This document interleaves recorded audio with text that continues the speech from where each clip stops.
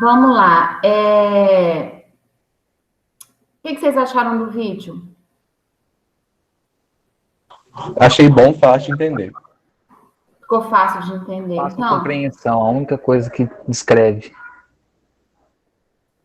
oi? A única coisa que descreve. Ai, que bom que ajudou vocês.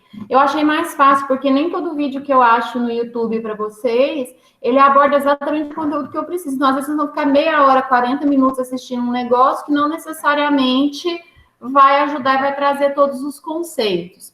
Alguém tinha mandado um WhatsApp perguntando sobre os exercícios. Vocês viram lá que os exercícios é para fazer do 1 ao 8, né?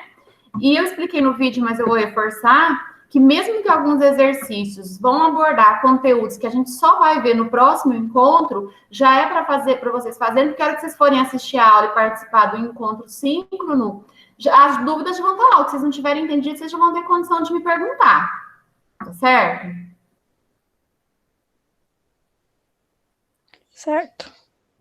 Então tá.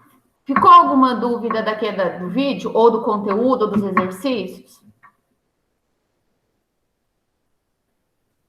Não. Não? Beleza. Outra coisa, viram o vídeo? Sim. O vídeo, desculpa, eu queria falar o clipe no final do vídeo. Foi o Otávio que me mandou por WhatsApp?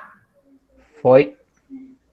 Viu, Otávio? Eu consegui inserir. Eu mudei toda a aula que eu dei para as outras turmas de segundo ano e inseri, lembrei. Pior que eu tava pensando, putz, ela podia usar isso pra aula. O vídeo é muito bom e entra no contexto. Nossa, aquele vídeo é muito bom, muito bom. Impressionante. Todo mundo assistiu, gente, o clipe? Sim, eu arrepiei todinha a hora que eu vi. Você fez o quê? Arrepiei todinha. Olha, eu queria agradecer muito, Otávio, e dizer para vocês assim, façam como Otávio. A hora que vocês virem uma música, um clipe, alguma coisa assim que vocês acharem que tem tudo a ver com a disciplina, manda para mim, porque assim, vocês estão muito mais ligados nesse negócio de música que eu sou velha, então às vezes eu conheço muita música, Legião Urbana, essas bandas mais antigas, essas coisas novas que estão saindo, até para eu não ficar muito ligada com essas coisas, muita coisa eu nem vejo, eu nem fico sabendo, mas eu gosto, nossa, quanto mais eu vejo aquele clipe, mais eu acho aquele trem bom, pelo amor de Deus. Tinha conteúdo professora, o melhor dele, que eu achei ele aleatório na internet. Tipo, tava olhando outra coisa, ele apareceu, eu vou olhar. Aí eu olhando assim, eu falei, isso aí me lembrou a aula da Thelma. Tá muito idêntica a aula dela, tá perfeito, vou mandar pra ela. Pronto. Você literalmente tropeçou no vídeo. Foi, eu literalmente tropecei, já tava escutando umas outras músicas, aí ele apareceu. Vou escutar, dá uma chance, né? Escutei. Não. A aula da Thelma, né? Como diz uma amiga minha, o universo conspira. O universo conspirou para esse vídeo dar certo.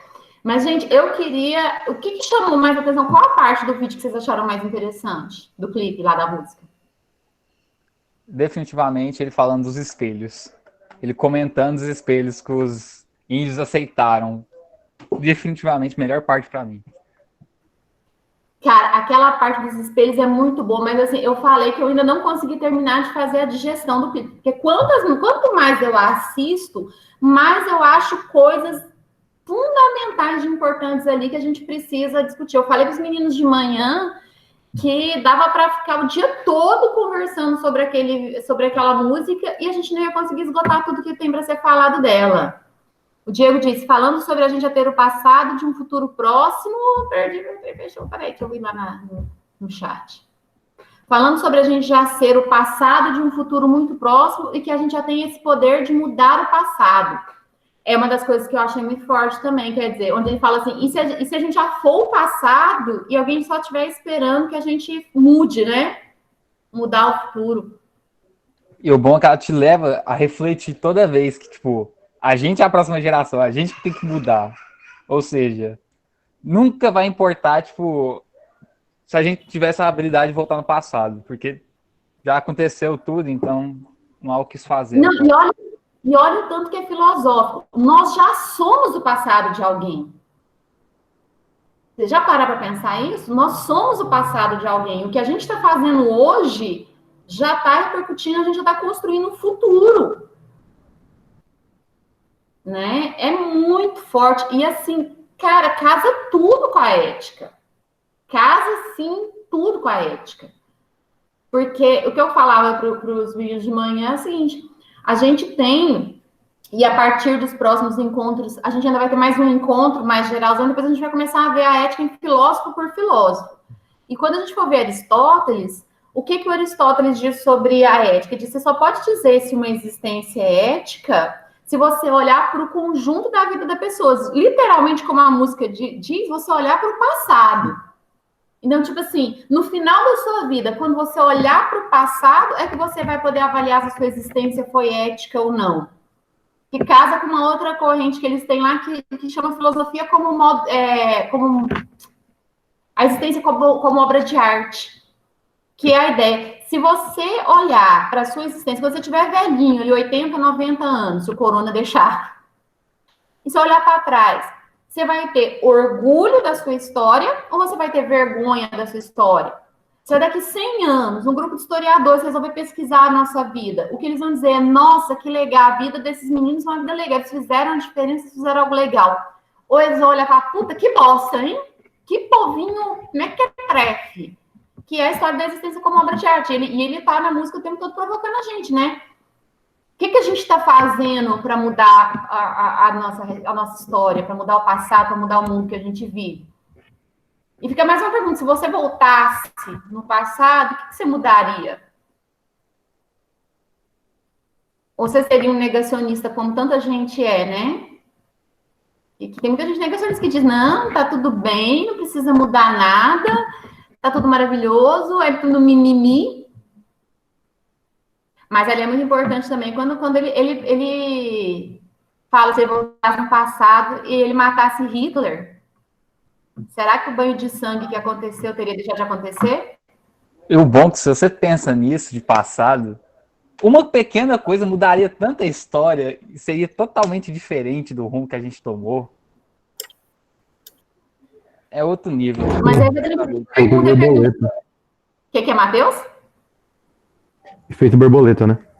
A ideia do efeito borboleta, mas é exatamente a pergunta que ele faz lá. Ele fala, se eu mudasse o passado, será que eu estaria aqui?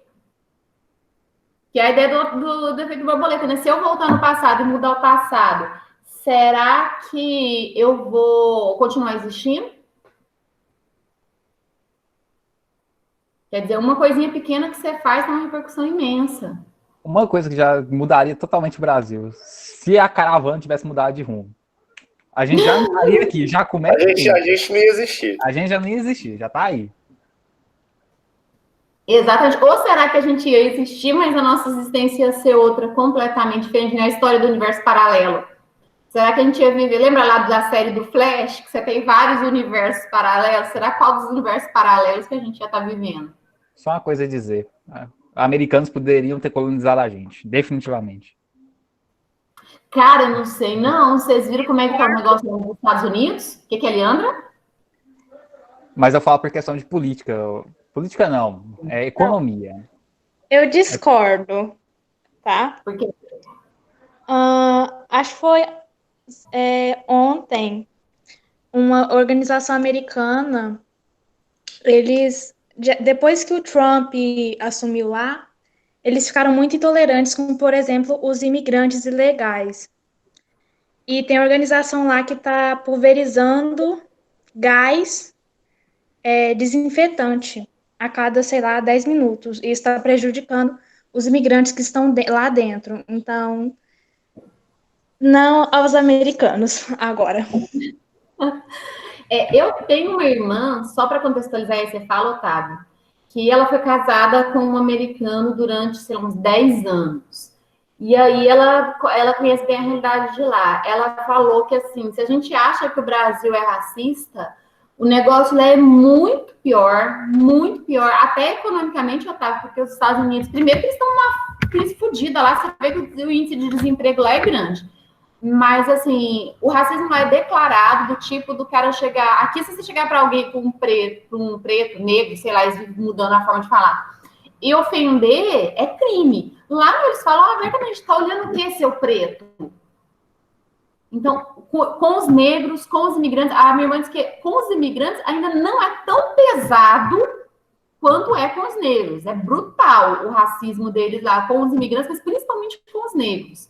E aí, assim, a economia deles lá é muito boa para quem é americano, mesmo americano padrão branco, lá de ascendência europeia. Para os negros a coisa é feia. Tanto é que a minha irmã, ela morou em Chicago, St. Louis, que é a poucos quilômetros de Chicago. E um dia ela perguntou para o marido dela, ela falou assim, ô, Rafael, aqui não tem negros. Ele falou, tem. Ah, mas eu não vejo negro na rua.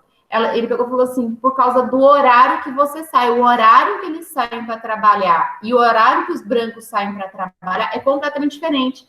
Porque o negro, ele vai fazer o trabalho braçal. Então, ele tem que sair, sei lá, 5 horas da manhã, 6 horas da manhã para a rua para chegar no emprego. Porque a hora que ele chega no emprego é que os brancos vão começar a sair. Então, até no horário que eles circulam, o horário não é o mesmo. Se você for num bairro predominantemente negro lá e você for branco, você está em risco, que você vai ser hostilizado. Então, assim, eles são uma potência por um lado, mas o lado social dos americanos não é muito legal, como dos ingleses. Não é à toa que você vê que a Inglaterra está tudo na rua proteção contra o racismo também. Aliás, minha irmã, ela morou 2 anos na Inglaterra também.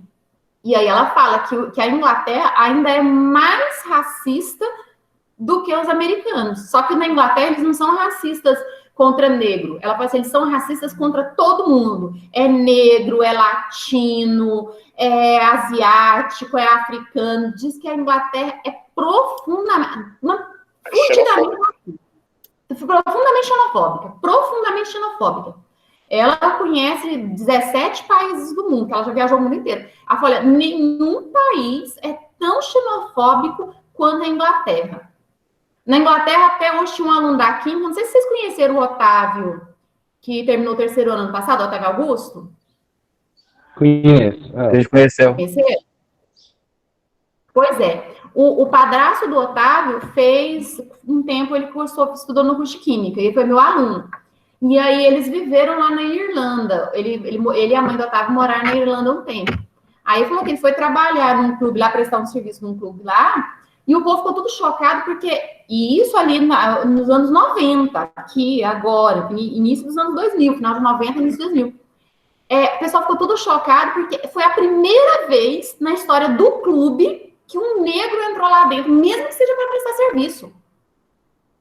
E ele ainda falou, disse que o pessoal ainda falou para ele, falou assim, a gente só aceitou você entrar aqui porque você é negro, mas você é da América, você é americano. Se você fosse negro africano, você não entraria aqui. Eles não aceitam, eles têm pavor de africano. Agora, você imagina, início dos anos 2000, você tem lugares onde o negro é proibido de entrar. Parece que o apartheid ficou lá com Mandela, que o vídeo cita, que o clipe cita para vocês, mas na Inglaterra, na Irlanda, ainda existe apartheid. Tem lugar que o negro não entra. E aí, gente, a gente tem que... A música provoca a gente, a ética, a moral provoca a gente, para a gente estar sempre vigilante. Por quê? Porque apesar da gente falar que nós não somos racistas, a gente tem que estar sempre se vigilando, porque às vezes a gente é racista no vocabulário, em piadinhas que a gente repete, que a gente ri, que a gente acha graça, e às vezes ela é ofensiva contra o negro e a gente nem se toca. Ah, não, mas é só uma piada. Não, não é só uma piada. Se a piada fosse feita com a gente, às vezes a gente se ofenderia. Né? Então, até nesses pequenos gestos de você repudiar essas piadas, esses comentários, a gente pode fazer a diferença até nisso. Se todo mundo repudiasse veementemente uma piadinha racista, um comentário racista, era para o racista começar a ficar envergonhado. Porque uma das coisas que eu gosto de falar é o seguinte, a gente tem que pensar que esses comportamentos, eles são sociais. A gente aprende em sociedade. Então, qual que é o exemplo que eu dei para os meninos? Do autoritarismo. Então, você pega, por exemplo, e fala assim, tá todo mundo batendo no Bolsonaro até mandar parar. Não estou dizendo que o Bolsonaro tá certo, não, de jeito nenhum. Mas você pega lá e fala assim, o Bolsonaro é isso, Bolsonaro é aquilo, Bolsonaro é aquilo. Não, o Bolsonaro, ele foi eleito com aquele discurso. Então, se ele foi eleito com aquele discurso, é porque a sociedade brasileira é racista, é machista, é violenta. Tem muita gente que gosta daquele discurso e acha que aquele discurso está certo. Então, a gente tem que começar a olhar para isso. E aí, nesse sentido, eu queria falar para vocês, para não esquecer, sugestão. Vocês já viram que a Anitta, ela está fazendo umas lives com uma apresentadora da CNN chamada Gabriela Priori?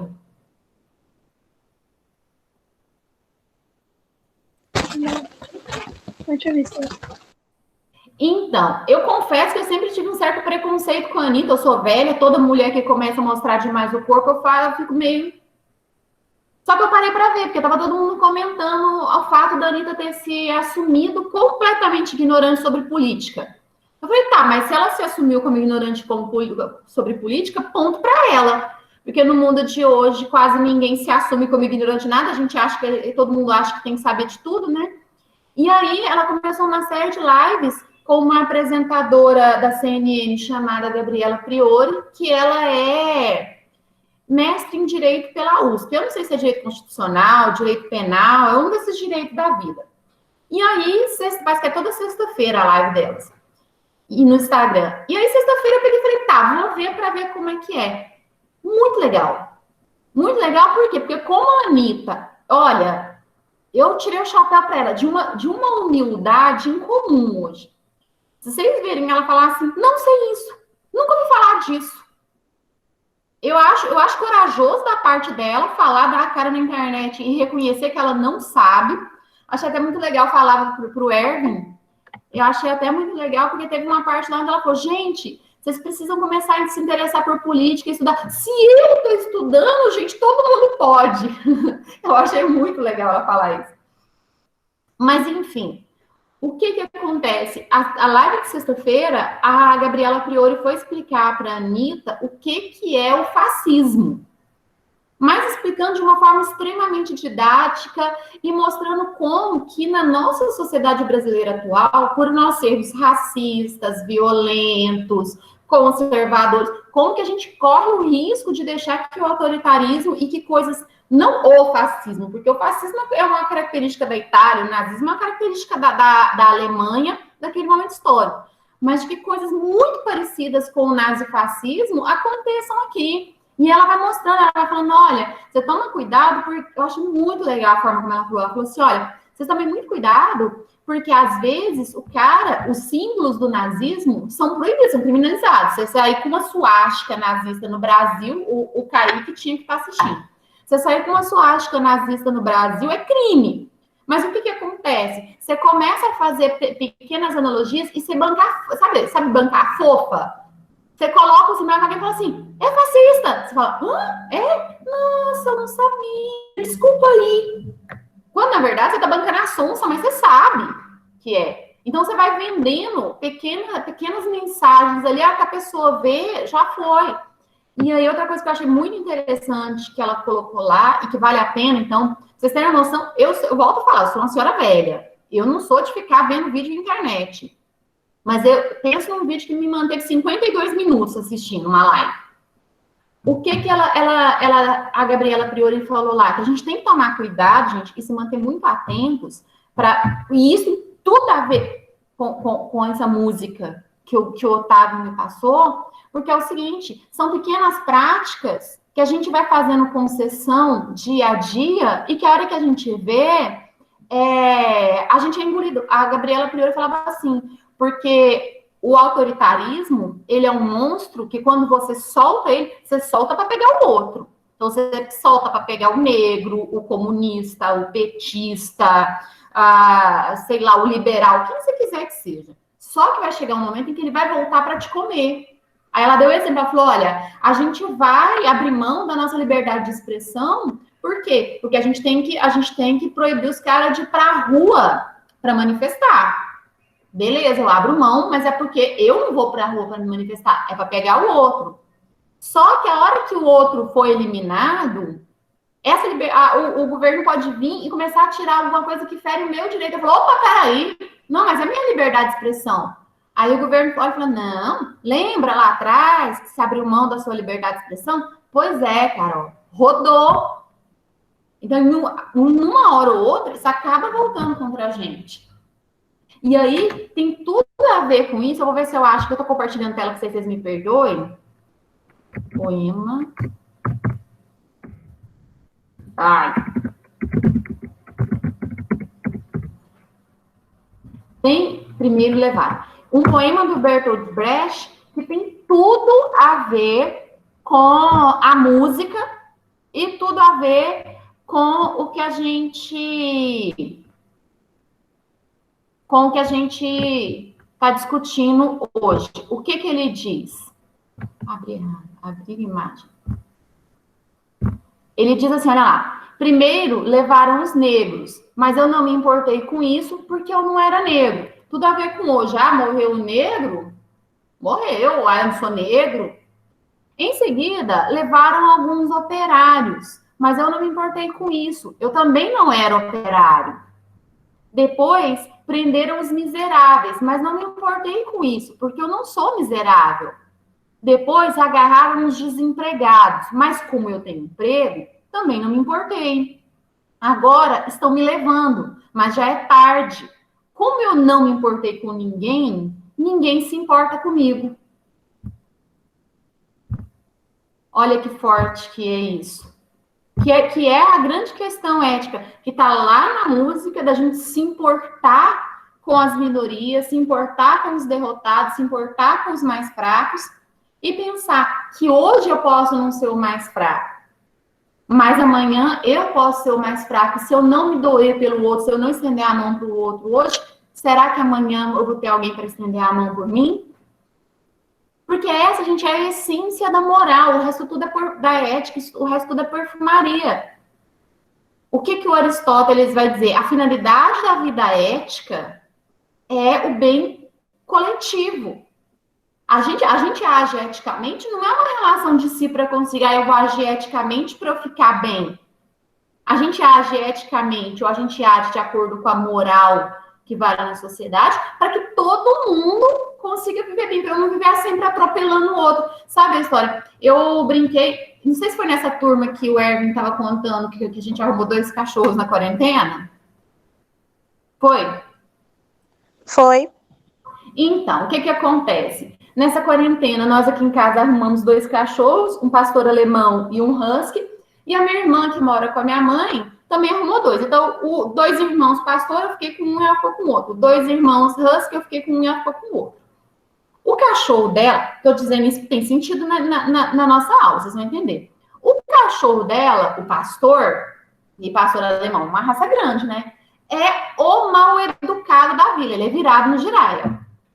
Então, o que o cachorro faz? Os pequenininhos estão brincando, ele vai lá, atropela os pequenininhos, passa por cima. Você tá fazendo carinho nos pequenininhos, ele vem, pula em você, não deixa você fazer carinho nos pequenininhos. Os pequenininhos estão brincando, ele vai lá, baixa nos pequenininhos, toma o brinquedo. Isso é um comportamento animal que é nosso também. É lógico que se a gente vê uma coisa com o outro e a gente quer, o nosso primeiro impulso é ir lá e falar, não, me dá aí, eu quero. Mas o que a moral e a ética, que são construções sociais, vão dizer pra gente, opa, pera lá, pra gente conviver bem, não pode valer a lei do mais forte. Eu não posso ser igual um cachorro que quando eu quero o brinquedo que tá com o filhote, eu vou lá, bato no filhote e tomo o brinquedo. Quando eu tô comendo a minha comida, acaba, eu bato no filhote e tomo a vasilha de comida do filhote. Eu sou um ser humano. E para que a gente viva como seres humanos bem, não pode fazer a lei do mais forte. A gente tem que ter regras de convivência social que vão tornar essa convivência em sociedade o mais feliz possível. Para Aristóteles, a finalidade da vida ética é uma vida feliz, mas ela só é feliz quando o respeito de uns pelos outros, ele existe. Certo? Certo. Mas eu tô ficando deprimida, só eu tô falando. Vocês falam também, vai. Seja sobre o clipe, sobre a ética, sobre o que vocês quiserem, mas fala um pouquinho. Professora, voltando no assunto do maluco com a símbolo do nazismo lá, do neonazismo, você não acha que seria mais fácil ele apanhar do que alguém chegar avisando ele, ô, você tá com isso errado? O problema, Otávio, vocês vão estudar isso em filosofia do terceiro ano. Amo filosofia do terceiro ano, que é basicamente política. Mas o que a filosofia política diz pra gente? Quando você age usando como recurso a violência, você destrói não só a democracia, mas a atuação política, que é essa atuação do ser humano junto a outros seres humanos. O ideal seria que a gente trabalhasse em primeiro lugar, com a informação, então informando, dizendo, olha, porque o que acontece? Da mesma forma como a Anitta, ela não tinha noção real da seriedade do que é o nazifascismo, infelizmente, gente, tem muita gente na nossa sociedade que não tem noção da seriedade disso. Tem muita gente pedindo retorno da ditadura, mas não tem noção do que realmente seria uma ditadura. Que se a gente vivesse uma ditadura, por exemplo, essas pessoas que estão na rua manifestando, pedindo o retorno da ditadura, não poderiam estar na rua. Ou que se a gente vivesse numa ditadura, uma série de direitos que elas têm seriam tirados. Então, o primeiro caminho é realmente o caminho da informação. Por isso que, por exemplo, eu peguei e compartilhei sem nenhum pudor o vídeo da Anitta no meu Instagram. Por quê? O primeiro passo é explicar para as pessoas. Olha, você acha que o nazismo foi legal?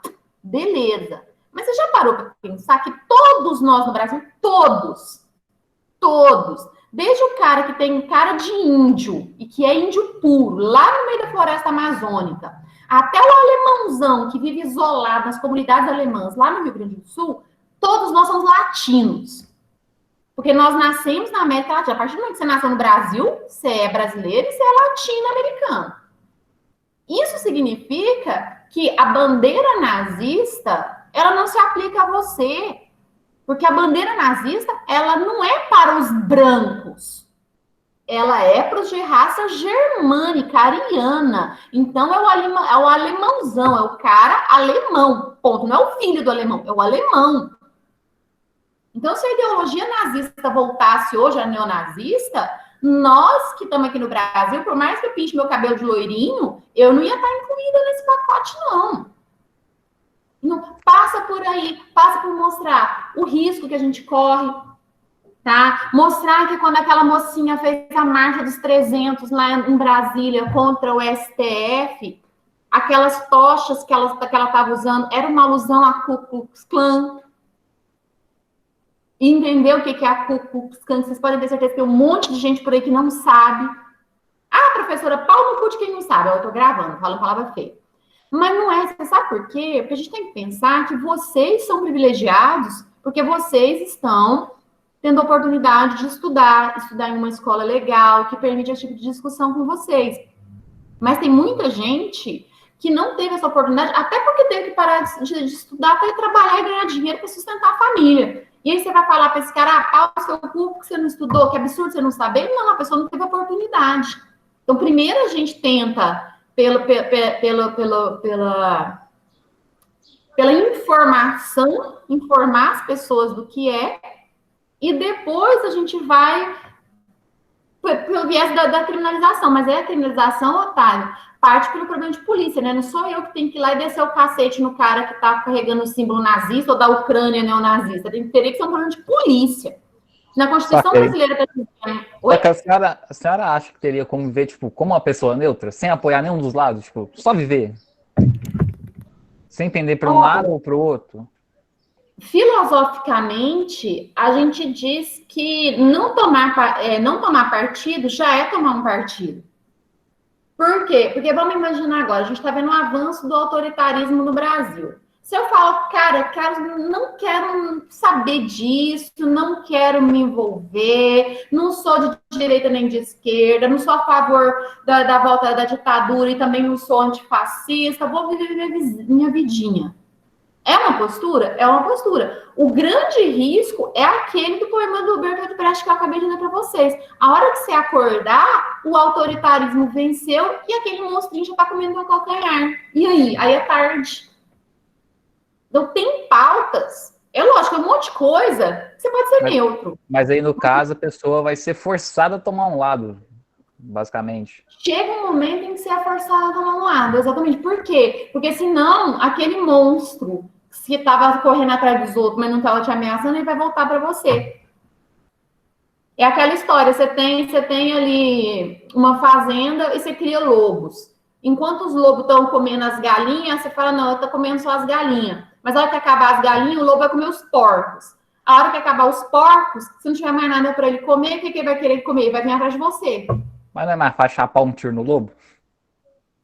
Pois é, mas aí a gente começa a questionar os fundamentos do Estado de Direito. Porque o que é a ideia? Não sei se vocês já estudaram o Max Weber com o Marcos Vinícius com o Diego. Um dos fundamentos do Estado moderno é que quem tem o monopólio do uso legítimo da força é o Estado por meio da polícia. Se a gente começar a fazer justiça pelas nossas próprias mãos, que polícia o quê? Vou lá, pau na orelha do cara, daqui a pouco a gente tá igual os cachorros. A gente rompe com o Estado de Direito, a gente rompe com a Constituição e começa a valer a lei do mais forte. Hoje eu vou lá no cara que tá com a bandeira de nazismo e taca o cacete na cabeça dele. Mas amanhã vem um cara que defende o nazismo, que é mais forte que eu, ou mais de um, pau na minha cabeça, e aí onde é que a gente vai parar? Então a gente tem que estar vigilante, mas para garantir que a Constituição nossa, que assegura, que é o pilar que segura a democracia, para que ela continue funcionando. Porque se a Constituição for desrespeitada, fala. Então, basicamente, é um ciclo de ódio. Nunca vai parar. O que hoje nós faz para amanhã pode se voltar contra a gente. É isso. Se você alimentar o ódio, sim. É a história do lobo. Você está criando um monstro que uma hora ele vai te comer. Por isso que a aposta é tentar romper com o ciclo de ódio. Se você rompe com o ciclo de ódio e você tenta iniciar um ciclo de paz... Mas a senhora acha que teria como acabar com um ciclo de ódio, sendo que tipo, todos os países têm algumas armas? Tipo, armas nucleares. Tipo, China e Estados Unidos. Uma hora as duas vai sair no soco, vai todo mundo se lascar nessa história e tipo... E aí? O que faz? Olha, eu gosto muito do que o Leandro Carnal, aquele professor de história da Unicamp, ele diz o seguinte, que em termos de história não dá para a gente ter uma bola de cristal e tentar prever o futuro. Então não dá para a gente dizer se a gente consegue definitivamente romper com o ciclo de ódio ou se em algum momento a gente vai ter um confronto mundial de proporções catastróficas. Mas o que eu digo para você é o seguinte, se a gente defender pautas pacíficas ou pautas mais humanitárias, pelo menos a gente consegue desacelerar esse movimento de ódio. Então, se a gente estava caminhando para uma guerra civil e a guerra civil ia explodir daqui 2 anos, de repente ela demora 20 para acontecer, ou nem aconteça. Ódio sempre vai ter, porque é da natureza humana sentir ódio. Agora, o problema é, a gente vai potencializar e fazer com que esse ódio fique cada vez mais forte e acelere os conflitos, ou a gente vai tentar puxar o freio de mão e pôr uma coleira nesse ódio? No caso, amenizar o ódio. Tipo, Amenizar ir suprindo de pouco em pouco. Hã? Tipo, suprindo de pouco em pouco. Tipo, amenizando devagar. Até chegar um ponto que dá pra viver tipo, de boa, sem todo mundo sofrer, basicamente. Você põe uma coleira nele, ao invés de você soltar o ódio, deixar ele solto, para ele sair. É igual o cachorro. Você é um cachorro bravo. Você precisa sair com ele. O que você vai fazer? Você vai pôr uma focinheira e uma coleira nele. Por quê? Porque se você deixar o cachorro solto, ele vai atacar seu vizinho, vai atacar outro cachorro na rua e vai atacar todo mundo. Você não consegue fazer o cachorro ficar pacífico, pacato, tranquilo, sereno. O que você vai fazer? Você vai segurar ele. Vai pôr focinheira, vai pôr coleira. Ele sempre vai ser um cachorro bravo. Ele sempre vai ser perigoso. Mas ele está sob controle, ele está preso. Então seria mais ou menos essa imagem. A gente consegue acabar com o ódio no planeta Terra? Acho praticamente impossível, porque é da natureza humana. A gente, por natureza, a gente tem impulsos violentos. Mas a gente pode manter isso sob controle, a gente não precisa soltar. Porque senão aí acaba, a gente entra em guerra civil. O que acontece na guerra civil? Você solta o ódio, fala, pau no cu, vamos todo mundo pro confronto, o mais forte ganha. Ninguém ganha, porque todos os lados vão sofrer, todos os lados vão perder.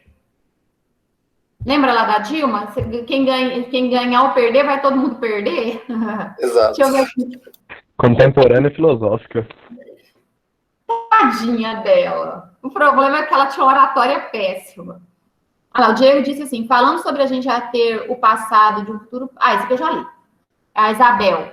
Não sei se estou errada, porém imagino que algumas coisas impactantes, tristes que aconteceram no passado foram importantes para moldar algumas coisas boas que existem nos dias de hoje. Não que esteja de acordo com coisas ruins ou esteja de acordo, mas infelizmente coisas ruins precisam acontecer para que alguma providência seja tomada. Tem vertentes filosóficas, Isabel, que vão dizer mais ou menos isso. Que vão dizer, olha, o homem só aprende pela dor. Então, assim, o Thomas Malthus, que eu acho que vocês vão estudar com o Rodrigo Borges, eu não sei se no segundo ou no terceiro ano, ele vai dizer isso, ele vai dizer, olha, a guerra, a epidemia, a fome, elas são inevitáveis. Certo? Agora, o problema é o seguinte, as coisas ruins, elas nos educam também? Sim. Mas é aquela história, não é porque uma coisa ruim ela pode ser educativa que eu vou estimular que coisas ruins aconteçam. Senão a gente vai cair na história lá do coronavírus. A hora que 70% da população tiver entrado em contato com o vírus, a epidemia acaba. Então vamos todo mundo entrar em contato com o vírus, mesmo que com isso 1 milhão, 2 milhões de pessoas morram. Não sei, porque a gente tem que lembra lá do Bertolt Brecht. Pode ser que amanhã quem morre sou eu. Então essa história é basicamente aquilo. A gente aprendeu a andar, mas, tipo, caindo. A gente se levanta e foi aprendendo a andar. Pois é, mas é fundamental que a gente aprenda, né? Aquilo que me derrubou, senão a gente abre mão da nossa inteligência. Ó, eu chutei uma pedra, eu vi que eu quebrei meu dedão, vou chutando a pedra. Eu vou chutar a pedra de novo? Começa a não ser inteligente. Se você conhecer uma pessoa que chutou a pedra, você vai perceber com o erro dele. No caso, você não vai precisar ter quebrado seu dedo para aprender. Sim, mas por isso que é interessante. A gente consegue fazer o que a música falou, voltar ao passado e consertar os erros do passado? Não, mas a gente consegue aprender com os erros do passado. Então, por exemplo, se o passado me mostrou que a experiência nazi-fascista ou as experiências autoritárias, e aí seja de direita ou de esquerda, a gente pode pôr nazismo, fascismo, o stalinismo lá da União Soviética, que é de esquerda, né, que foi comunista. Se isso resultou no extermínio e na morte de milhões e milhões de pessoas, eu tenho que aprender alguma coisa com isso e ver que aquilo ali não deu certo. Senão, eu vou fazer exatamente isso da pedra. Eu vi que o Henrique chutou a pedra e quebrou o dedão, o dedão do Henrique, é porque o Henrique é mole, vou lá que comigo não acontece. Se não deu certo no passado, por que daria certo agora, basicamente? E o problema não é não dar certo, porque às vezes você pega coisas que não deram certo, mas não deu certo assim, mais ou menos. Agora não deu certo. Não deu certo em atos, tipo, não, ainda bem que não deu certo, mas pensa se tivesse dado, o que aconteceria hoje em dia, basicamente. Cara, a Alemanha passou muito perto de ganhar aquela guerra. Você já imagina, tem um livro, cara, muito legal. Amém que não ganhou. Na internet, o livro chama O Homem do Castelo Alto. Ele se passa, é muito doido. A história é como se assim, Hitler ganhou a guerra, a Alemanha ganhou a Segunda Guerra Mundial. Como que é o mundo sob o domínio do nazismo? Muito doido. Que é a grande pergunta que a gente está fazendo. Se Hitler tivesse livro. Qual que é o nome? Eu vou salvar para ler depois. É muito legal, procure, você deve achar o PDF para baixar. É muito legal que a gente se faz a pergunta. É a pergunta a ser feita. Se Hitler tivesse ganhado, os judeus tivessem sido exterminados. E lembrando que se a gente for pegar na filosofia, o que acontece? Não eram só os judeus. Se você pegar a história, mas vocês vão estudar isso com o Marx Vinícius do ano que vem, quando o Hitler, ele tá lá, 1944 para frente, ele não está mais exterminando só os judeus. Os poloneses começam a usar aquela faixa no braço marcando que eles são poloneses. Então, os poloneses iam começar a ser mandados para o campo de concentração. Ciganos, negros, homossexuais. Quer dizer, será que se Hitler tivesse ganhado, os nossos ancestrais, latinos, indígenas, será que eles também não teriam morrido? Como seria o mundo hoje?